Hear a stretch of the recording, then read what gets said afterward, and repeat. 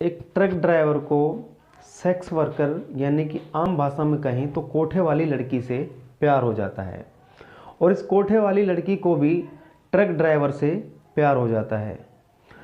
तो ये अपने प्यार को तो हासिल कर लेते हैं, मगर इस प्यार को हासिल करने में इन्हें कितनी तकलीफ है, कितनी परेशानियां झेलनी पड़ती हैं। तो दोस्तों, पूरी कहानी जानने के लिए बने रहिए वीडियो के अंत तक। यह कहानी एक सच्ची घटना पर आधारित है। तो नमस्कार, मैं लोकेश, आप देख रहे हैं सत्य सफ़र। यह कहानी मध्य प्रदेश के भोपाल की है। यहाँ पर एक ट्रक ड्राइवर होता था जिसका नाम विपिन पांडे है। विपिन पांडे एक दिन ट्रक का भाड़ा लेकर नागपुर की तरफ निकला और रास्ते में उसे एक रेड लाइट एरिया मिलता है। उस रेड लाइट एरिया पर जाता है और एक लड़की के साथ समय बिताता है, यानी कि एक कोठे पर जाता है और वहाँ पर एक लड़की के साथ बिस्तर पर समय बिताता है और इस लड़की का नाम प्रीति है। तो दोस्तों, इस कोठे को जो चलाने वाला होता है, इस कोठे का जो मालिक होता है, वह एक औरत होती है जिसका नाम सुल्ताना है। सुल्ताना का नेटवर्क बहुत ही बड़ा होता है जो देश के अलग अलग राज्यों में फैला हुआ है।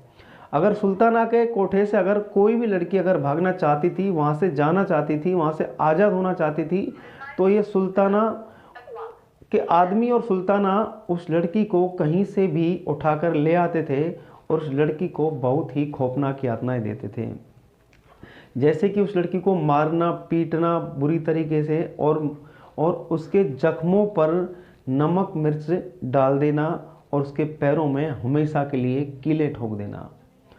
तो दोस्तों, ये ऐसा सुल्ताना इसलिए करती थी ताकि वहाँ से कोई भी लड़की आगे भविष्य में भागने के बारे में भी ना सोचे। तो दोस्तों, कहानी आगे शुरू करते हैं। जब विपिन पांडे जिस लड़की के साथ बिस्तर पर समय बिताता उस लड़की का नाम प्रीति है और यह प्रीति एक पढ़ी लिखी लड़की है और थोड़ी बहुत अंग्रेजी भी बोल लेती है। प्रीति ऐसे लगती थी जैसे कोई अच्छे घर की पढ़ी लिखी लड़की हो और देखने में सुंदर, सुशील और व्यवहार से काफ़ी अच्छी थी। तो विपिन पांडे उस लड़की के पास जाता है तो वो लड़की उस विपिन पांडे से कहती है कि आइए सर, वेलकम, क्या लेंगे आप, ठंडा, कॉफ़ी, चाय। तो विपिन पांडे इस व्यवहार को देखकर उस लड़की को दिल दे बैठता है। अब विपिन इस लड़की के पास बार बार आने लगता है। अगर उधर का उस रास्ते का अगर कोई भी भाड़ा नहीं होता, फिर भी विपिन उस कोठे पर बार बार आने लगता है, क्योंकि इसे उस लड़की से प्यार हो जाता है। तो विपिन उस लड़की से एक बार कहता है कि क्या तुम जो जैसे मेरे साथ व्यवहार करती हो, क्या तुम सभी के साथ ऐसा व्यवहार करती हो, सभी से ऐसा अच्छा बोलती हो? तो लड़की कहती है हाँ। तो विपिन को एकदम से एक झटका लगता है। विपिन कहता है, पगली, एक बार तू झूठी बोल देती कि मैं सिर्फ तुम्हारे साथ ही ऐसा व्यवहार करती हूँ, सबके साथ नहीं करती।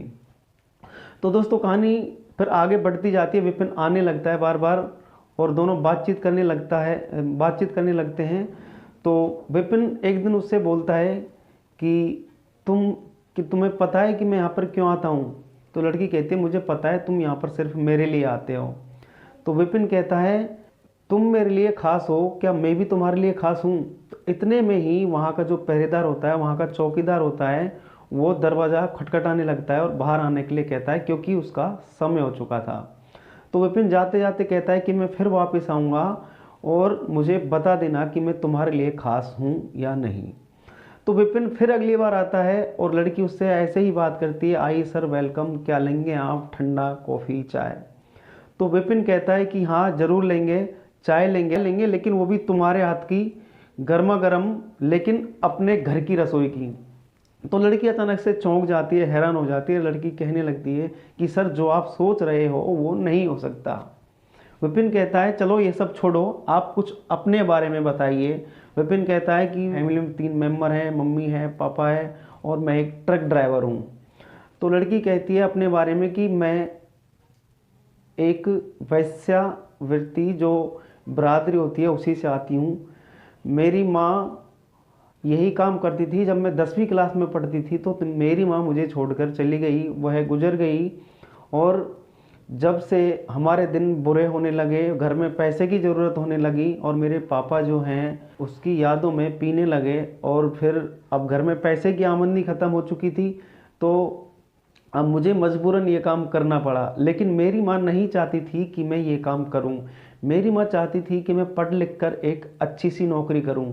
और मैंने 10वीं और 11वीं फर्स्ट क्लास से पास कर रखी है। मुझे थोड़ी बहुत इंग्लिश भी आती है और मुझे कंप्यूटर टाइपिंग भी आती है।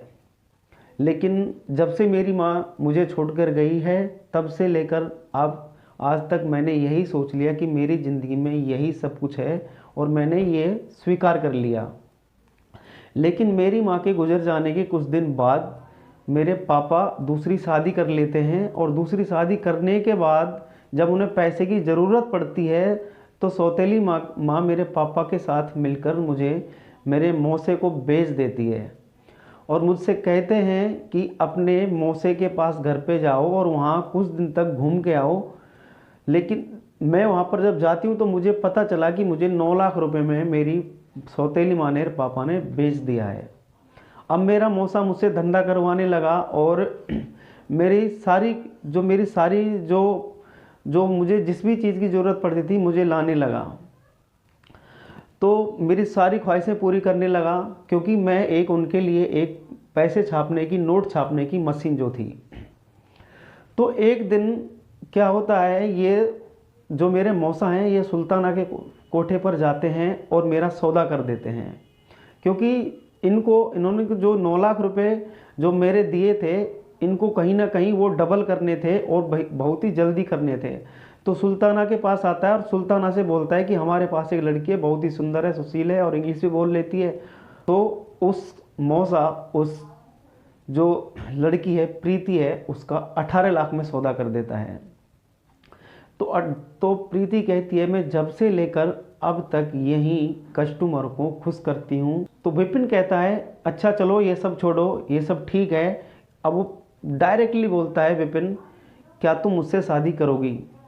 तो लड़की अचानक से चौंक जाती है, हैरान हो जाती है और कहती है कि सर जो आप सोच रहे हो वो मुमकिन नहीं है। तो विपिन कहता है क्यों मुमकिन नहीं है? तो लड़की कहती है सर ये जो यहाँ के लोग हैं, ये जो जिस कोठे को चलाने वाली जो मालिक है वह है एक औरत है, और ये बहुत ही खतरनाक लोग हैं। विपिन कहता है कैसे खतरनाक लोग हैं, एक बार बताओ तो सही। तो लड़की कहती है कि एक बार एक नेहा नाम की लड़की ने भागने की कोशिश की थी, वो भाग भी जाती है, भागने में कामयाब भी हो जाती है, मगर ये लोग बनारस से उस लड़की को ढूंढ कर ले आए और उस लड़की को मारा, पीटा, उसे जलाया, उसके अंगों को जलाया और उसके पैरों में हमेशा के लिए कील ठोक दी। तो इसलिए इसका बहुत बड़ा नेटवर्क है। विपिन तुम ये सब छोड़ दो, ऐसा इसके बारे में बिल्कुल भी मत सोचो, ये नहीं हो सकता। जब विपिन कहता है कि तुम मुझसे प्यार करती हो नहीं, मैं तुम्हारे लिए खास हूँ या नहीं, मुझे आप इस बात का जवाब दे दो, बाकी मैं सब देख लूँगा। ये जो सुल्तान है इसकी लंका को पूरी को मैं जला दूंगा। मैं तुमसे बेशुमार मोहब्बत करता हूँ, तुमसे प्यार करता हूँ, तुम्हें किसी भी कीमत पर पाना चाहता हूँ। तो लड़की ये सब देखकर उसके प्यार को देखकर, क्योंकि उसने 2 महीने तक लगातार उस लड़की के लिए वो मिलने जाता था, तो उस लड़की को भी, प्रीति को भी विपिन पर कहीं ना कहीं भरोसा हो जाता है।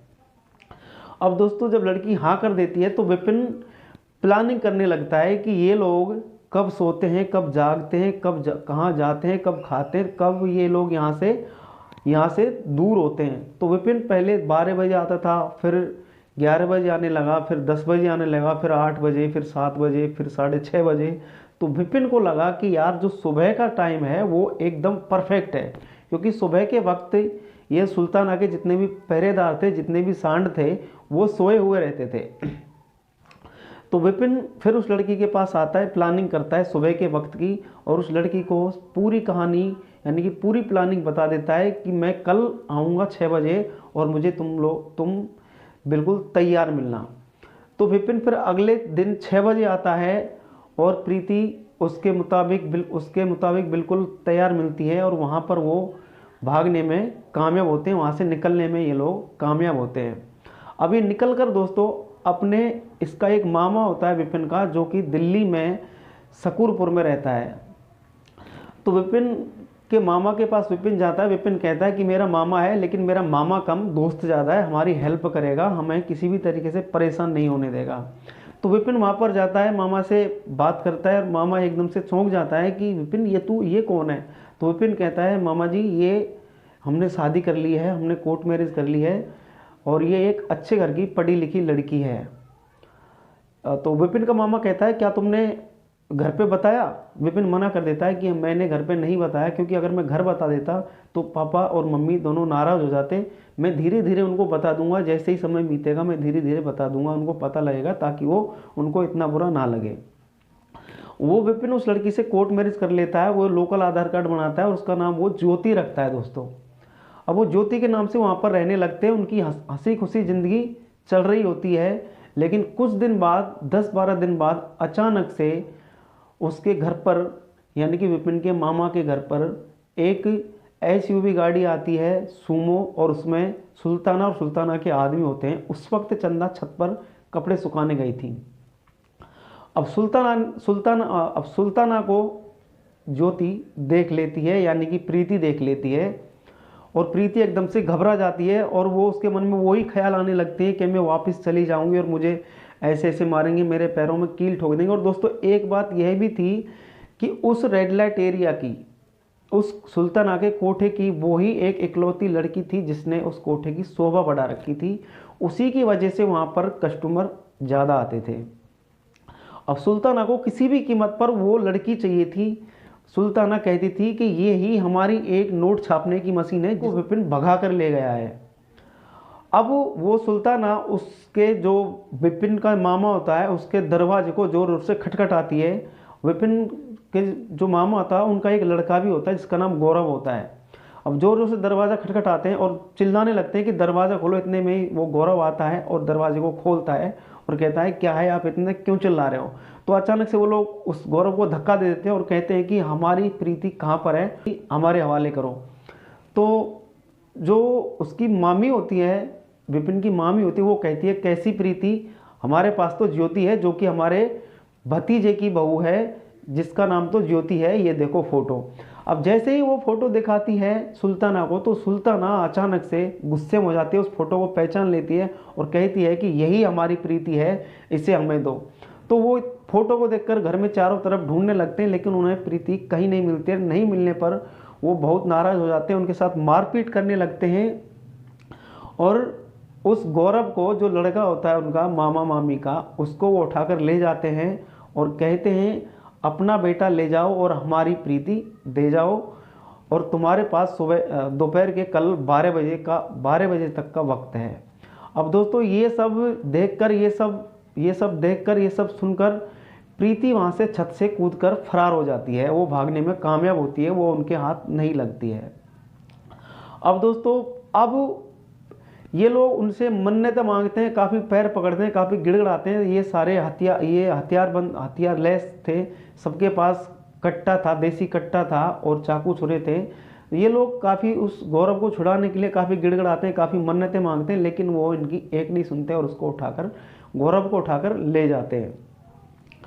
अब दोस्तों अब ये रोते हैं, गिड़गिड़ाते हैं, उस विपिन के पास फ़ोन करते हैं और कहते हैं तुमने ये क्या कर दिया, तुमने कहा था ये अमीर घर की लड़की है, ये पैसे वाले घर की लड़की है, एक इज्जतदार ख़ानदान की लड़की है, तू तो एक धंधे वाले को ले आया, कोठे वाले को ले आया और हमारे लड़के को ले गए, हमें हमारा लड़का चाहिए किसी भी कीमत पे, उसे ला के दो। और ये पूरी स्टोरी, वो पूरी कहानी विपिन को बता देते हैं। विपिन दौड़ा दौड़ा आता है, विपिन एक अपना काम करने लगता है। विपिन एक ड्राइवर तो था ही, वो टैक्सी चलाने लगता है और विपिन जब दौड़ा दौड़ा आता है तो विपिन को वो उल्टे सीधे कई बातें सुनाते हैं, रोते हैं, गिड़गिड़ाते हैं और कहते हैं हमें हमारा बेटा चाहिए, गौरव चाहिए किसी भी कीमत पर।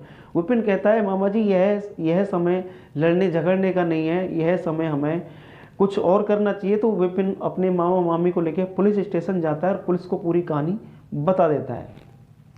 तो दोस्तों पुलिस तुरंत हरकत में आती है, पुलिस एक ईमानदारी दिखाते हुए पुलिस तुरंत हरकत में आती है और दिल्ली से बाहर जाने वाले जितने भी रास्ते थे उनको सबको बैरिकेड कर देती है। तो दोस्तों इस जो पुलिस ने तुरंत एक्शन लिया, तुरंत हरकत में आई, यह हरकत उनकी रंग लाई और उस सुल्ताना को अपने आदमी सहित, उस गौरव सहित पकड़ लेते हैं पुलिस वाले और गौरव को सही सलामत अपने माता पिता को सौंप देते हैं। तो दोस्तों इस कहानी में ये जो इसमें टोटल आरोपी 14 आरोपी होते हैं, जिसमें इस प्रीति का मौसा भी शामिल है। लेकिन अफसोस ये 14 की 14 आरोपी इस वक्त बेल पर रिहा हैं और प्रीति और विपिन इस वक्त हंसी खुशी ज़िंदगी गुजार रहे हैं। तो दोस्तों, अगर ये वीडियो आपको ज़रा सा भी अच्छी लगे तो हमारे चैनल को सब्सक्राइब कर देना।